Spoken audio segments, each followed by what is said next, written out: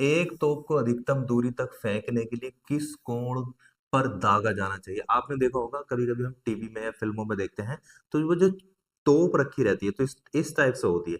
और आपने देखा ऐसे ही क्यों होती है, ऐसे भी हो सकती है, ऐसे भी हो सकती है।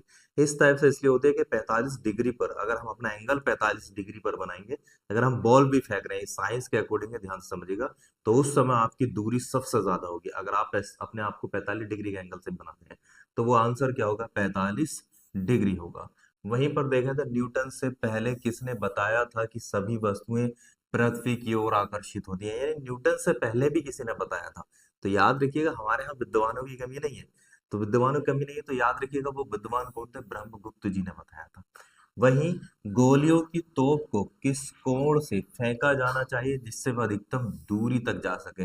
जैसे हम बात कर ही रहे थे कि वो 45 डिग्री तक होना चाहिए, तो वो 36 से कैसा होना चाहिए? 45 डिग्री तक होना चाहिए। ऊष्मा एक ऐसा ऊर्जा है जिसे कार्य में बदला जा सकता है। इसका प्रतिपादन सबसे पहले किसने किया था? तो याद रखिएगा, सबसे पहले किया था जेम्स जूल ने किया था। और इन्हीं की वजह से हमारे नाम भी आते हैं कि जूल है, ये जूल है। तो कार्य कुछ ऐसे करने चाहिए जिससे कि एक बेहतर तरीके से सोचिएगा, आदि नाम आ रहे हैं। और हम क्या कार्य करते हैं? फॉर्म डाले और सो गए।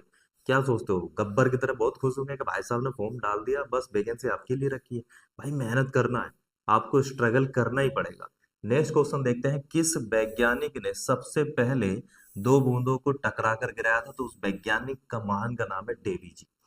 भाप इंजन में बंद पानी का तापमान अधिक क्यों होता है? तो बॉयलर में उच्च दबाव के कारण होता है। फॉर एग्जाम्पल आप सोचिएगा, जैसे कुकर वगैरह में कुछ हम उबालते हैं तो उसका पानी बहुत जल्दी उबल जाता है।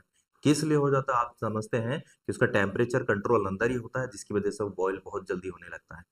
नेक्स्ट क्वेश्चन देखते हैं कि थर्मोकपल थर्मोमीटर किस सिद्धांत पर आधारित है? तो सी बैग के प्रभाव पर आधारित है। वन लाइन में देखना कितने मोस्टली क्वेश्चन हमसे पूछे गए हैं। नेक्स्ट क्वेश्चन देखते हैं, पूर्व विकिरण पायरोमीटर किस सिद्धांत पर आधारित है? तो स्टीफन के नियम पर आधारित है।